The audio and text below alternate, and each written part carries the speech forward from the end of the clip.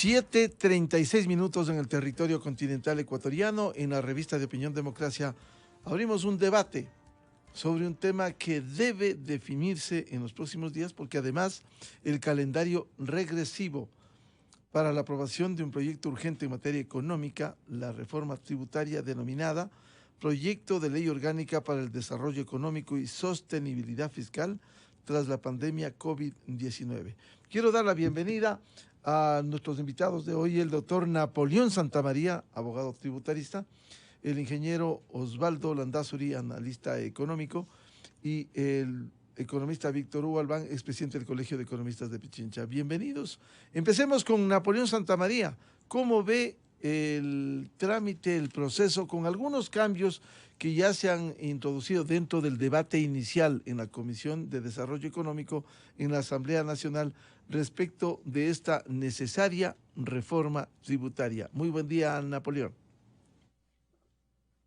Saludos, apreciado Miguel, muy buen día a Víctor Hugo se me olvidó tu nombre, un fuerte abrazo y a todos los queridos Osvaldo amigos. Landázuri. A Osvaldo, perdón, Osvaldo, con mucho aprecio, Osvaldo, y a todos los queridos amigos que nos dispensan con su atención.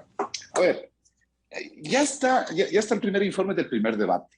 ¿Qué recoge de interesante el primer debate? Creo que sí se arreglan algunas cosas, especialmente algunas malas redacciones y que hemos sido críticos y le hemos jalado un poco la oreja para tener siempre esa opinión objetiva. El gobierno mandó un proyecto con buenos principios, principio de progresividad en los impuestos, el de equidad horizontal bien planteado, el de equidad vertical más o menos planteado, pero la redacción, ya la técnica legislativa, la técnica fiscal fue bastante deficiente y me parece que la Asamblea sí ha hecho un ejercicio de corregir, especialmente esa redacción imprecisa, confusa y a veces que genera problemas. Dos, le ha dotado la Asamblea en este primer informe de algo más de progresividad, especialmente los impuestos que están moviendo. Por ejemplo, el impuesto al patrimonio antes era en las compañías, todas las compañías que pasaban más de $5 millones de patrimonio pagaban el 8 por mil, o el 0,8% de impuesto al patrimonio. Yo le han metido una tabla más progresiva para decir las compañías de 0 a 4 millones no pagan nada, de 4 millones a 5 millones pagan el 4 por mil y de 5 millones en adelante pagan el 8 por mil. Tampoco es que es un ejercicio de progresividad absoluta, pero bueno, estamos en el Ecuador y es un país que está en formación y en aprendizaje de estos conceptos, pero vamos haciendo, me parece, un ejercicio mejorado. Y tres, mi querido Miguel, sobre todo el tema está en que sí se corrigen algunas distorsiones que habían. Por ejemplo, antes no se excluía puntualmente el tema de las corporaciones que tienen una propiedad, recorre varias compañías, una tenedora, una subtenedora, etcétera, es decir, una estructura de holdings, que es lo que las economías modernas, los clústeres empresariales tienen que apuntar a crecer. Y esto se está exonerando puntualmente, con lo cual se ayuda a que los clústeres que se han instalado en el Ecuador, visto algunas condiciones, ¿no? Nuestra moneda, nuestra inflación, el no reexpresar Estados Unidos, bueno, algunas cosas que ven los clústeres para dejar aquí algunas casas matrices, no mundiales, desde luego, pero sí al menos de América Latina. Y entonces este conjunto nos da un tema de que ya medido, el SRI lo ha medido tal como salió de la Asamblea y no cambia mucho la proyección que el gobierno tenía en recaudación. Más o menos se está hablando de 774.500 millones de dólares sería si es que tal como está se aprueba el proyecto en la Asamblea.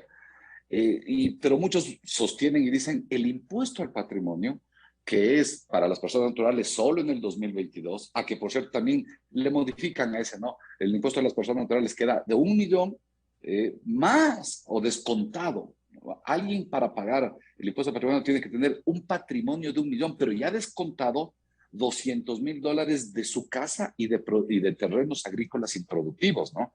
Entonces, más o menos deberíamos decir una persona que teniendo casa o una propiedad agrícola improductiva debe tener un patrimonio superior al 1.200.000 individualmente considerado para llegar a tributar algo de impuesto. ¿Y cuánto? En ese caso, nuevamente hay una tabla más progresiva de 1 a 1.200.000, una tarifa, y de 1.200.000 a 1.500.000 y de 1.500.000 para arriba llegar al 1.5%. Pero más que el detalle del impuesto era el tema, cómo se sostenía el recaudo nacional a futuro. Y el concepto está en que para el 2022, desde enero, por la reforma del impuesto a la renta, tendríamos mayor tributación en el impuesto a la renta y en marzo ya vendría el impuesto al patrimonio de personas naturales y jurídicas, es decir, fuerte de recaudación. ¿Qué pasaría en el 2022? En el 2023, ¿nos quedaríamos con la reforma del impuesto a la renta? Habría impuesto al patrimonio a sociedades, pero ya no habría el impuesto al patrimonio de personas naturales. ¿Cómo reemplazaríamos técnicamente esa falta de recaudación? Con la eliminación de exoneraciones. Y efectivamente se eliminan 17 exoneraciones que teníamos. De hecho, las que estaban vigentes se mantendrán por un tema de estabilidad fiscal, que el país no les puede cambiar así las reglas drásticamente, pero las nuevas inversiones que se quieran hacer ya no tendrán este régimen de exoneración del 0% de impuesto a la renta y entonces entrarán a tributar y se espera que eso llegue a contribuir por el propio desarrollo económico entre 200 a 300 millones de dólares, con lo cual al 2023 podríamos ajustar mejor las cosas. ¿Y qué va a pasar en 2024 y 2025? Sin reforma tributaria estoy hablando, ¿no? Es que ya la eliminación de exoneraciones tributarias ya dé un efecto positivo al 2024-25 y de los 5.000 millones que perdemos en el año, al menos lleguemos a tener 1.000 millones de recaudación por la eliminación de exoneraciones tributarias que esta ley lo está haciendo. En resumen, parecería que el camino es correcto. Esperemos a ver qué pasa en la Asamblea, el primer debate y cómo queda el informe para el segundo, apreciado Miguel. Por tanto, doctor Santamaría, el informe para el primer debate, en donde se harán observaciones, no se aprueba en el segundo y definitivo debate, está bien articulado que permita avanzar con el deseo del gobierno de aprobar una reforma tributaria. No, definitivamente sí, ¿no? Yo creo que a veces la comisión hizo un ejercicio exagerado de puertas abiertas. Creo que nos invitó a 70 o 80 personas que demos alguna contribución. El día que yo participé, no todos nos centramos al tema tributario.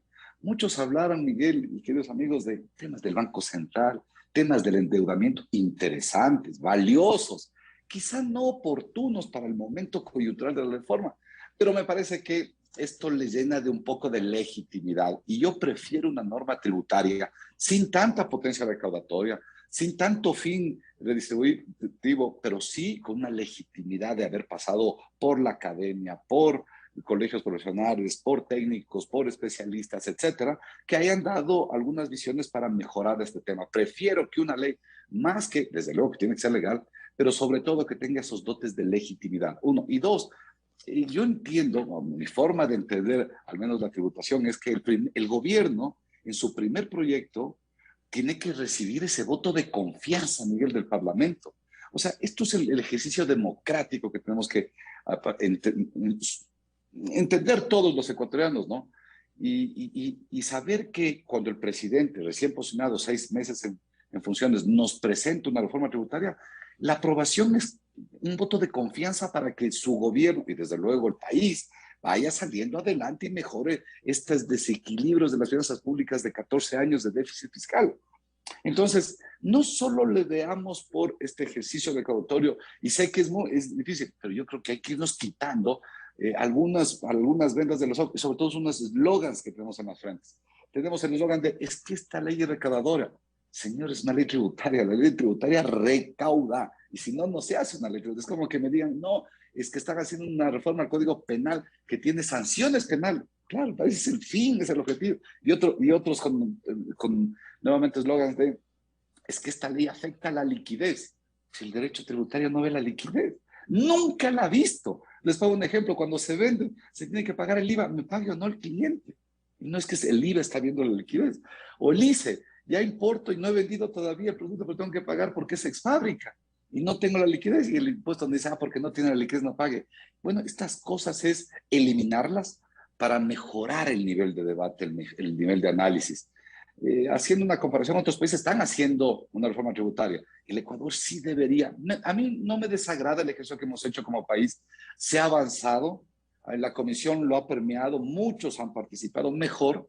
Esto se discute en los foros, en la academia, en las mesas y en los burós, y no en las calles con las piedras, ni quemando llantas. Esto está bueno. Lo que ahora sí, cada vez, yo creo que somos un país en construcción y por lo tanto tenemos que ir mejorando el debate. Pero tal como está, Miguel, es una buena herramienta para que el Parlamento la acabe de pulir y que se la entregue esta reforma tributaria al país, que es mínima, como ustedes verán. No se habla de impuestos medioambientales, no se habla de integridad fiscal, etcétera, etcétera, pero es una cosa de que es necesaria y es necesario darle a un nuevo presidente un voto de confianza para el ejercicio de sus funciones, mi querido Miguel. Importante lo que ha dicho el doctor Napoleón Santamaría con un ingrediente, el debate, y mientras mayor participación es vital. Diversas voces que plantean, y no las posiciones irreductibles, congelamiento de los precios de los combustibles o nada. Les damos condonación de deuda. No, congelamiento. Esas posiciones irreductibles que han terminado en las calles, no llevan a nada. Bienvenido al economista Víctor Hugo Albán. ¿Cómo ve usted esta reforma tributaria con este informe ya que va al Pleno y que será analizado y recibirá observaciones para el segundo y definitivo debate? Muy buen día. Gracias, Miguel. Buenos días. Mi saludo a Napoleón, a Osvaldo. Realmente el análisis que ha hecho Napoleón es real, ¿no? Pero una cosa preocupa, ¿no? ¿A quién está afectando este impuesto, no? Eso hemos venido sosteniendo nosotros socioeconómicamente hablando. Hemos hecho un ejercicio, una simulación nosotros, y estamos muy preocupados porque si bien es cierto, ha habido cambios mínimos como analizó Napoleón, sí afecta a la clase media. Yo tengo la tabla nueva con que se calcula el impuesto a la renta y empieza el impuesto gravable con 1,800 mensuales, al año son 21,600 y paga $50 al año de impuesto a la renta. Después sube $2,000, son 24,000 al año. Actualmente pagaba $39. Pasa a pagar $307 con la reforma ya realizada por la Asamblea. Y ahí sube de 2,200. Porque la economista Albán, $99. La base subió de 2,000 a 2,500 en el informe. Pero estoy haciendo el análisis de la tabla, Miguel. O sea, ya nosotros tenemos la tabla y obviamente afecta. Y lo que quiero demostrar que si bien estoy de acuerdo con Napoleón, porque hay que dar una herramienta de trabajo, pero ¿a quién se está afectando? Se está afectando a la clase media directamente, porque está tributándose desde los 1,800 mensuales hasta los $100,000 mensuales. Y la tabla que más afectada está entre los 2,200 y 3,500, que pasan a pagar, para no ser muy largo la tabla. La persona que está ganando 2,500 tributaba actualmente 268. Con la nueva propuesta pasa a tributar 1,706, con la reforma hecha por la Asamblea a 1,207. O sea, sí se afecta directamente a la clase media.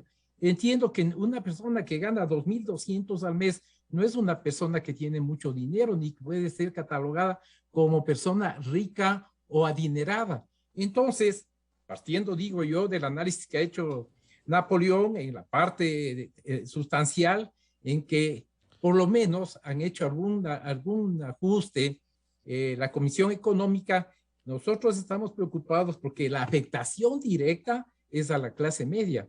Las personas que están ganando entre 3,500 pagaban el impuesto actual 1,800, pasan a pagar 4,303. Y entonces, ¿quién será millonario una persona que gana 3,500? ¿Será persona muy adinerada? Entonces, nosotros creemos de que a quién se afecta, a quién se debía afectar, es a aquellas personas que ganaban más de 60, 70 mil dólares anuales. Entonces, lógicamente, ellos están menos afectados, el porcentaje es, digamos, de una manera diferente. Y, lógicamente, quienes ganan 100, o sea, nosotros hemos revisado que la afectación a la clase media es del 25 al 35%, o sea, el 10%. De hecho, pues algo se ha menorado con el ajuste que hicieron los de la Comisión Económica. Se baja al 8,5, al 9, pero sigue siendo, digamos, afectada de una manera muy sustancial. Que sea buena o mala la ley, nosotros respetamos el criterio de fiscalista como es Napoleón, pues estoy de acuerdo porque se le debe dar una herramienta, además de las que ya hay, ¿no? Porque lógicamente la preocupación que tenemos nosotros, que los de izquierda extrema, pues no pusieron impuestos tan graves ni a los 3 meses de estar en el poder empezaron a atacar de esa manera, ¿no? A la clase media. Entonces, yo en adelante, pues vamos a tener nosotros una guerra, digamos, contra la gente que realmente apostó por este nuevo gobierno y lógicamente lo que está resultando es que nos está afectando a la clase media. Con todos los que hemos conversado nosotros. Economista Albán, hay un principio de progresividad. ¿Se está aplicando o no en el pago de los impuestos en este proyecto? Sí, es totalmente progresivo, tengo la tabla. Por eso nosotros tenemos y estamos viendo que realmente está muy delicado el tema porque desde $1,800 de ingreso paga impuesto a la renta. No es que desde los 2.200, de los 2.500 se sube. Todos pagamos impuesto a la renta y eso está bien. Pero a quienes más está afectando con una subida del 15 al 20, perdón, del 25 al 35% es directamente a la clase media. La clase media que siempre ha sido la pagadora, ¿no? O sea, tenemos que considerar la situación del país. Recordemos que de cada 10 ecuatorianos, 7 no tienen trabajo. De cada 170 no tienen trabajo. El señor, digamos, Cueva manifestó claramente, dice, estoy afectando al 3.5%, no llega al 4%. Nosotros demostramos claramente que está afectando al 40-45% de la comunidad, porque no es que todos ganan sobre 4 o 5 mil dólares. El medio de los ingresos está entre 1.800 y 3.000 dólares, Miguel, y quienes me están escuchando y me dan razón. Entonces, ¿qué estamos peleando nosotros? ¿Está bien la ley o está mala la ley? Lo único que nosotros vemos que a quién está afectando. ¿Afecta o no afecta a la economía? Napoleón es tributarista, Osvaldo es ingeniero. De hecho, pues nosotros como economistas estamos viendo que nos está afectando a la parte socioeconómica y a la economía, porque el incrementar impuestos va a declinar la demanda de bienes y servicios. De hecho, la gente ya está alarmada, está asustada. Ha conversado con nosotros y dice, bueno, ¿cómo es esto? Ofrecieron no impuestos. Claro, como dice Napoleón, fuimos invitados al mundo, a mí me invitaron los de UNES, igual los social cristianos. No va a haber los votos, ¿no? Definitivamente creo que va a ser un saludo y van a mandar al archivo porque la gente. Pero eso sería grave, economista Albán. Pero eso sería grave, porque la alternativa sería decirles a esos señores, si no quieren este proyecto, ¿qué proponen? Porque si se necesitan recursos, economista Albán, ¿de dónde salen? A ver, ya no se castiga desde los 1.800, como usted argumenta, que suba, usted decía 60 o 70 mil de ingresos al año, que hay un reemplazo a eso. Porque si no se sacan esos recursos, ¿de dónde se va a financiar esto? Lo que hay que exigir al Estado, eso sí, que esos sagrados recursos los invierta bien, haya calidad del gasto. Economista Albán. Bueno, dos cosas, Miguel, que son muy importantes. Sí se puede. Napoleón en estos foros ha manifestado cuánto hay de evasión. Lo mismo que Osvaldo, hemos analizado aquí en esta radio, en esta emisora, cuánto se está evadiendo, cuál es el deporte en el Ecuador, es evadir impuestos. Y en eso hay gente muy especializada. Es un punto. Y otro, pues bajar el gasto, Miguel. El gasto estaba exagerado en el presupuesto. Hemos analizado el presupuesto y sube 1.000 millones en gasto permanente, en gasto corriente. Y lamentablemente, revisamos nosotros, la inversión es cero. Lo único que hay es inversión en arrastre, o sea, ya de obras que están en curso. Pero inversión para el 2022 no la hay. Solo hay gasto permanente que se aumenta 1.000 millones y en personal. Queremos entender nosotros que esos 1.000 millones será posible en médicos o policías o tal vez fuerzas armadas. Pero, lógicamente, hay un incremento en el presupuesto de 32 a 33.000 millones, pero esos 1.000 millones están destinados a personal. Entonces, si tenemos ese tipo de gastos, hay que tratar de reducir. Siempre estamos diciendo lo mismo, que hay que tratar de reducir de alguna manera. No solo fomentar nuevos impuestos. porque esto asusta a la comunidad. Y de hecho, pues, claro, respetando el criterio de todos los que son fiscalistas y están de acuerdo con que se suban los impuestos a la clase media, nosotros socioeconómicamente creemos que no es dable, porque siempre son los más afectados, siempre son los únicos pagadores y son a quienes se está apuntando el afectarles económicamente en sus ingresos permanentes. Bienvenido al ingeniero Osvaldo Landázuri, analista económico. ¿Cómo ve usted la reforma tributaria urgente en materia económica y que ya tiene el informe para primer debate que va a ser tramitado esta semana en la Asamblea con esos señalamientos que se han hecho esta mañana? Buen día. Buenos días, Miguel. Un saludo a Napoleón y Víctor Hugo. A ver, yo creo que a diferencia del enfoque tributario de Napoleón, yo quisiera dar un análisis un poco más amplio. Es decir, a ver, indudablemente luego de la pandemia, el mundo entero está analizando la posibilidad de, la necesidad más que posibilidad de tener que cobrar impuestos. Hay algunos temas ahí relacionados con, por ejemplo, cómo están tributando multinacionales, grandes empresas, etcétera.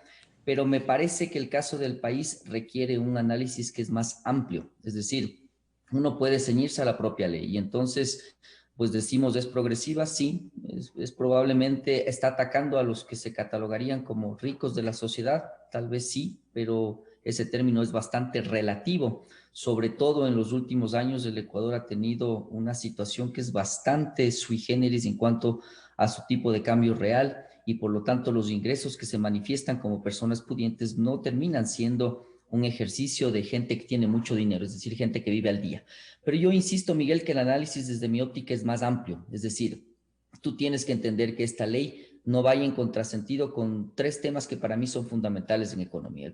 El primero es el crecimiento económico, el segundo el empleo y el tercero es la inversión.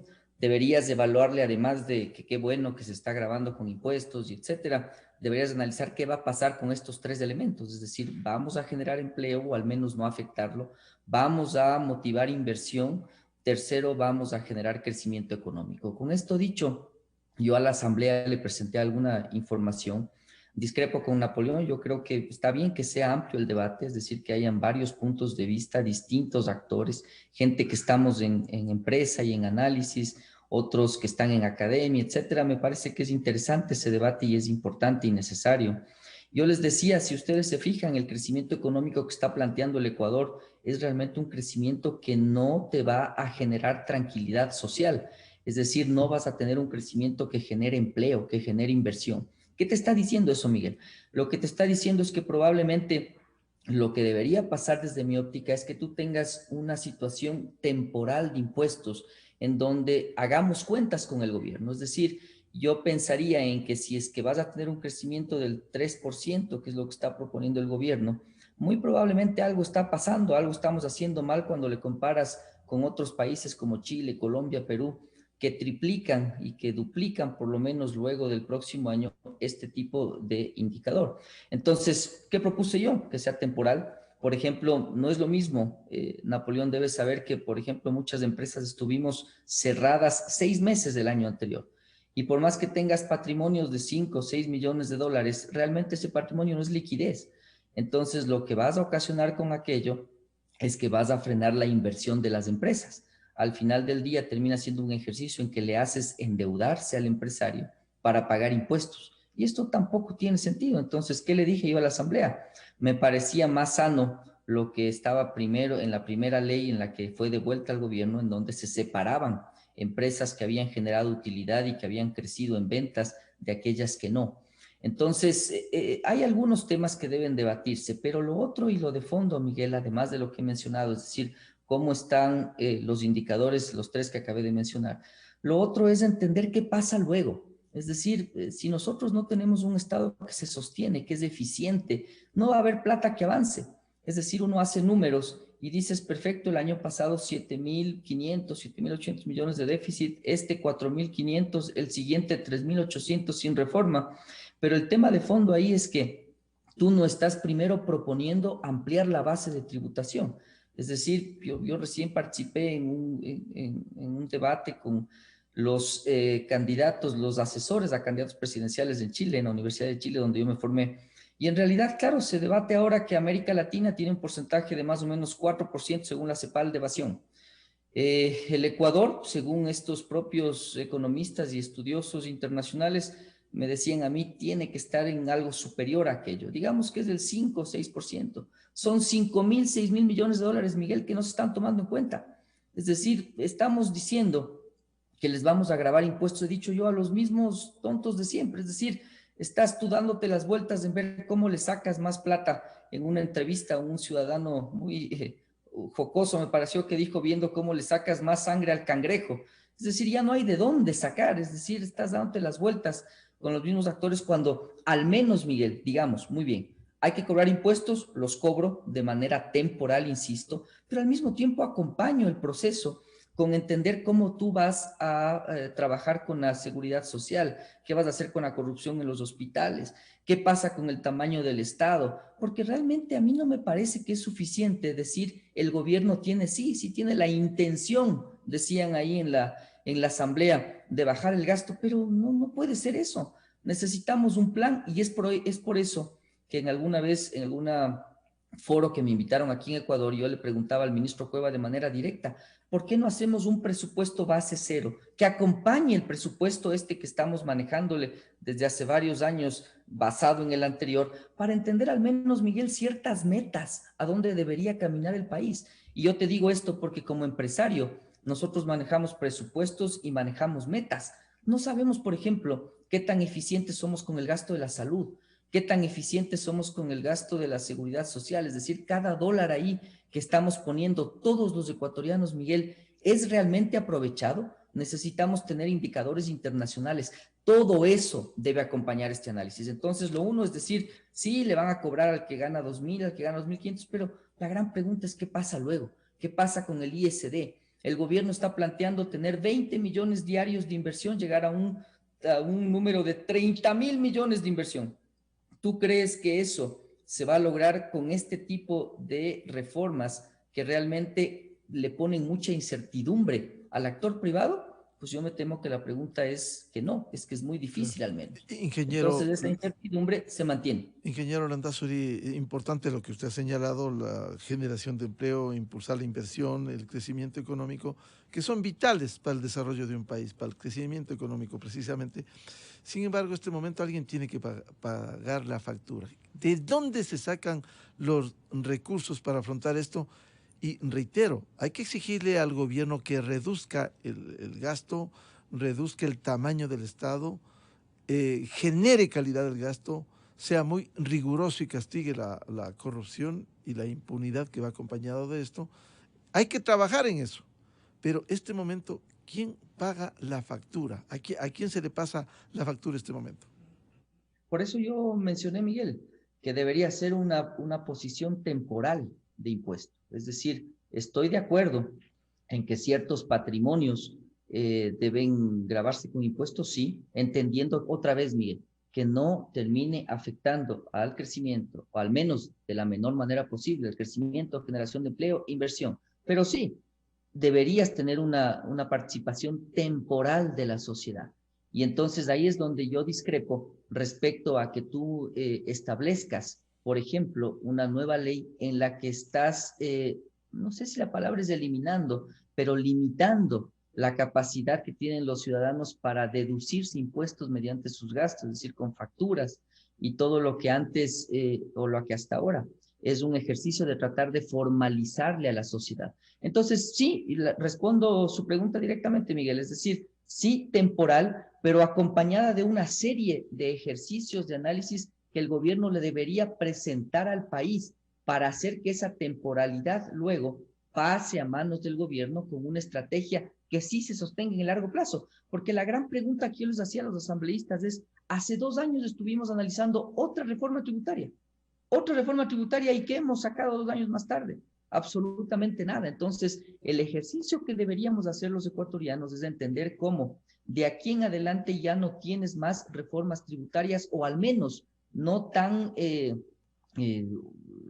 dañinas respecto al crecimiento, a la generación de empleo y a la inversión. Esa es la gran pregunta y por lo tanto la respuesta es sí temporales y acompañada de una serie de estrategias y yo realmente no veo que este gobierno las tiene claras. Doctor Napoleón Santamaría, se han hecho algunos señalamientos esta mañana. Quisiera que nos esclarezca, y yo reitero la pregunta, ¿quién paga la factura de esta crisis? Insisto, habrá que exigir al gobierno calidad del gasto, que pare la corrupción, como ha prometido, que reduzca el tamaño del Estado, pero ¿quién paga la factura, por un lado? Y por otro, que nos precise, como decía el economista Víctor Hugo Galván, ¿desde $1,800 va a pagar impuesto a la renta con la tabla que ha leído? A ver, yo creo que sí es bueno recordarles ahí a mis queridos y buenos amigos Víctor Hugo y Osvaldo, y distinguidos empresarios, economistas, analistas, ¿sí?, con los cuales siempre me place conversar. Les pido nuevamente leer, voy a postear hoy día en mis cuentas la carta de intención que llegó el presidente Moreno, o ya nos olvidamos, caballeros, de eso. Recuerdan ahí que los puntos fue subir 3 puntos el IVA. Bueno, algo yo sé de tributación, 27 años formado en buenas universidades aquí en el Ecuador, en Pricewaterhouse 10 años, etcétera. Algo sé de tributación y sé que cuando se sube impuestos indirectos, ahí sí se sube el precio. Y ahí sí es golpearle, Víctor Hugo, no solo a la clase media, es a los pobres del país. Y ustedes tienen mejor las cifras que mí. En el Ecuador somos 33%, ojo, los afortunados que tenemos empleo. Yo no me refiero a ellos. Ellos son afortunados, que se defiendan ellos.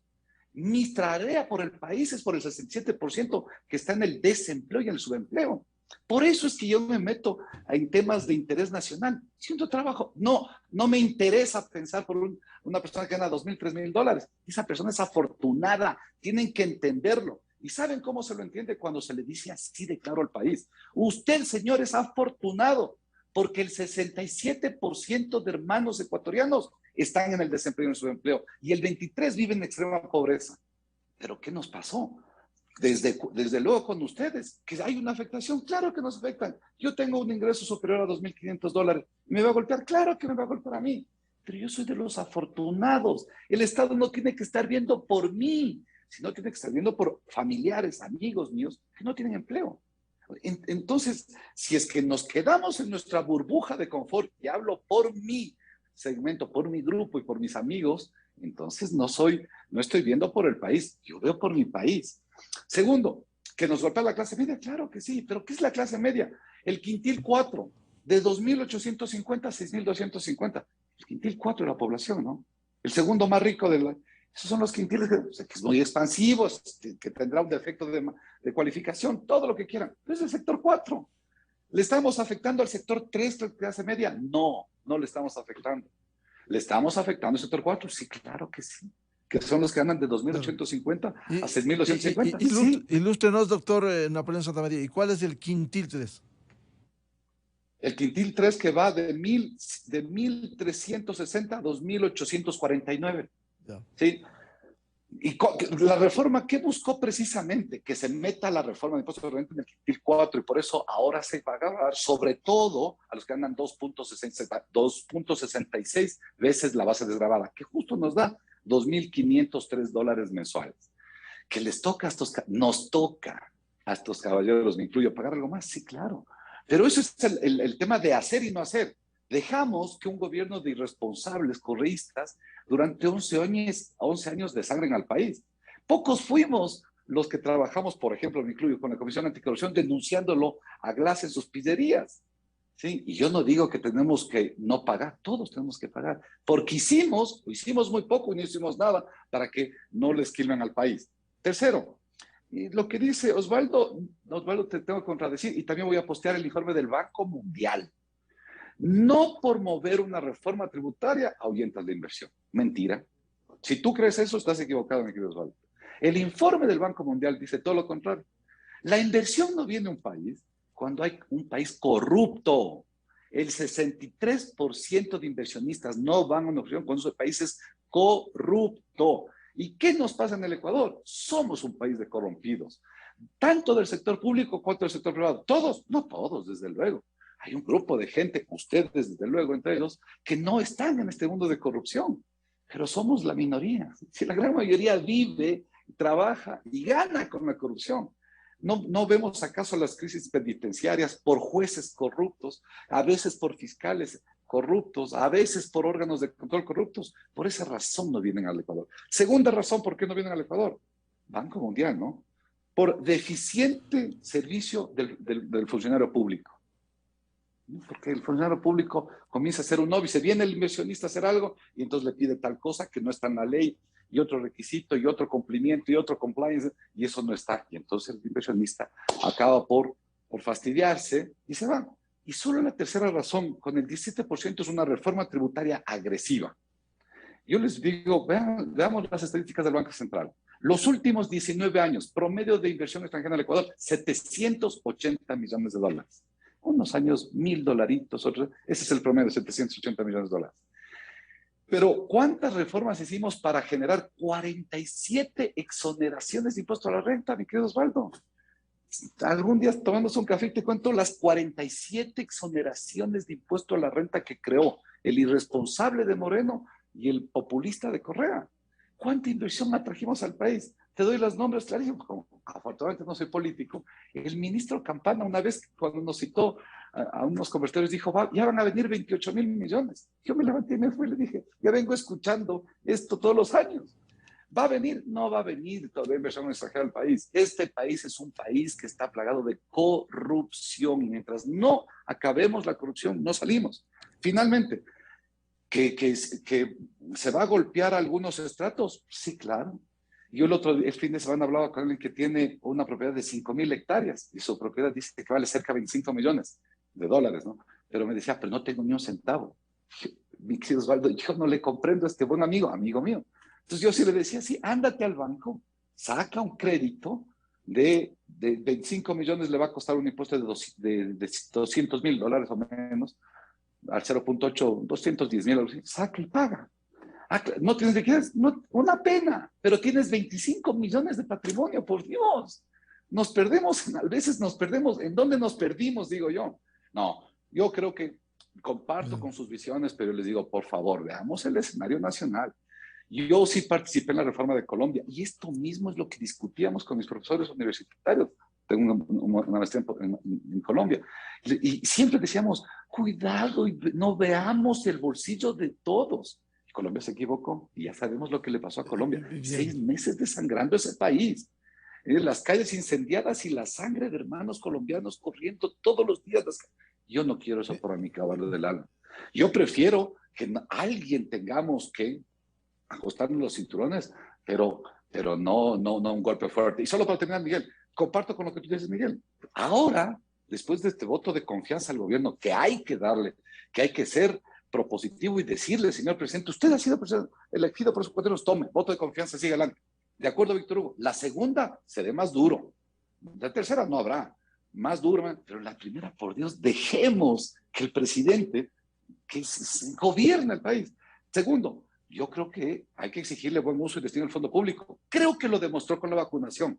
Excelente campaña de vacunación, sin robo, ¿no? Sin corrupción. Eso sí veo por mi país. Y tercero, evasión tributaria, de acuerdo con lo que ustedes los han dicho, evasión tributaria, hay que combatir. Señores, Chile va combatiendo. En 13 años que va combatiendo, ha logrado cerrar el 45% de su evasión tributaria. 13 años, un buen ejercicio. Hay que hacerlo, sí, pero eso no es inmediato, eso es a largo plazo.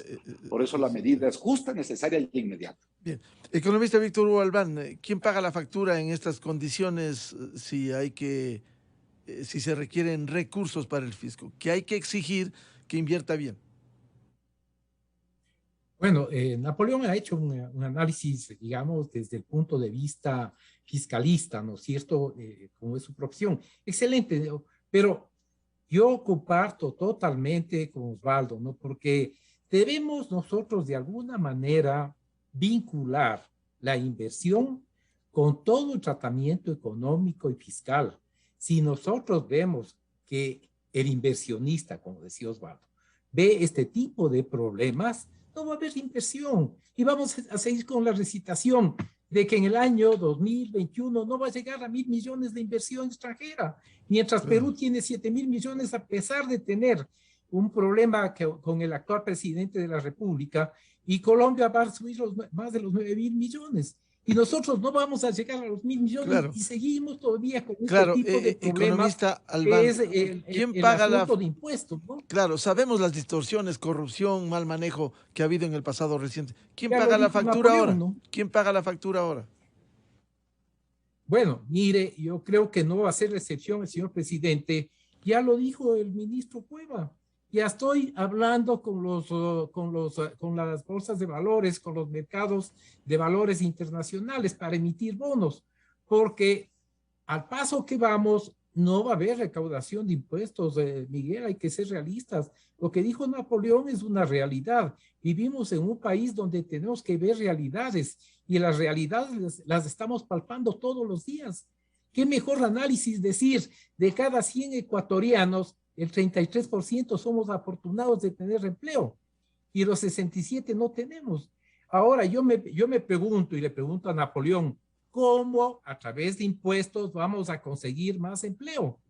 Y vamos a seguir, estamos en la misma línea de seguir luchando, los tres analistas que estamos aquí, seguir luchando por la gente que no tiene ingresos, por la gente que no tiene empleo, pero el único mecanismo es facilitar la inversión. Y yo personalmente, y el grupo al que represento, no cree que con incrementar impuestos, con hacer reformas tributarias como la que se está proponiendo, va a venir la inversión. Yo creo que hay otros mecanismos y nosotros lo conocemos.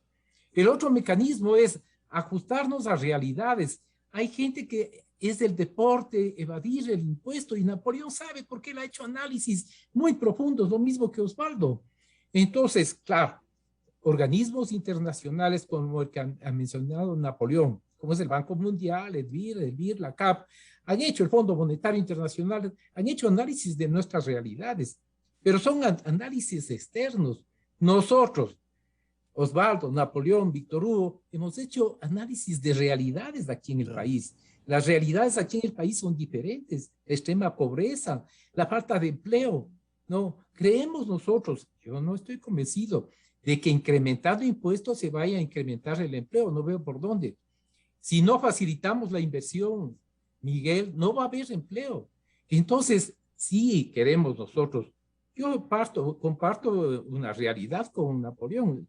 Hay un déficit, como se hizo el análisis aquí por parte de Osvaldo o por parte de Napoleón. ¿Cuánto venimos arrastrando? 7.000, 8.000 y ahora 3.800 millones, que realmente no sabemos cómo vamos a cubrir, posiblemente con deuda o con la aprobación de este impuesto. Ahora, creemos nosotros que hay las facilidades en la Asamblea Nacional, de acuerdo a lo que hemos conversado con algunos asambleístas de distintas bancadas, ¿no es cierto? Por ejemplo, los social cristianos negado. UNES negado, ¿no? Y los Pachacuti, que estábamos hablando en esta semana anterior, después de que ya Vilma Andrade dijo que ya pasaba claro, están divididos. Al primer debate. Obviamente vamos a ver que van a cerrar qué es lo que hemos recomendado nosotros. No es que no aprueben, que vean, que analicen lo que mismo Napoleón dijo, que hagan los ajustes necesarios a la ley. Bueno, que pase la ley. Claro, para eso es el escenario. A la clase media. Para eso es el escenario del Pleno esta semana. Pero ya sabemos posiciones, economista Albán. UNES dice no a todo y quiere la conmoción social, clarísimamente. El Partido Social Cristiano desde hace 20 años dice no a los impuestos. Sabemos esa posición irreductible. Ingeniero Y Pachacuti dice que se les declara traidores. Claro, ellos están a medias con el correísmo y a medias afuera. Ingeniero Osvaldo Landázuri, decíamos quién paga la factura y cómo ajustar, abrir a la inversión y que el país entre en la senda del desarrollo. Lo que sucede es que es una combinación de temas, ¿no? Yo creo que el asunto de los impuestos, sí, indudablemente, no es que las empresas decidimos dónde colocar nuestros recursos por los impuestos solamente, sí, indudablemente tal vez sea uno de los elementos que menos termina empezando, también es cierto, pero por lo tanto termina siendo un ejercicio de varios temas, en los cuales los impuestos sí son una parte de aquellos temas. Entonces, con esto mencionado, Miguel, lo que sucede es que otra vez los tres conceptos que para mí son fundamentales, crecimiento económico, empleo e inversión, deberían ser parte del análisis de cualquier ley, más allá de que los especialistas tributarios como Napoleón nos digan, sí, es progresiva, sí, se está agravando al que tiene que grabarse, etcétera. ¿Qué pasa con los otros indicadores? Es la gran pregunta. Con esto dicho, entonces, yo hago referencia a un asunto que estamos dejando de lado como país y que es fundamental para la inversión, el ISD. Entonces, si queremos nosotros, por ejemplo, dar un shock de confianza importante, y ahí sí creo que nadie va a discrepar conmigo, un impuesto que sí afecta a la inversión es el ISD.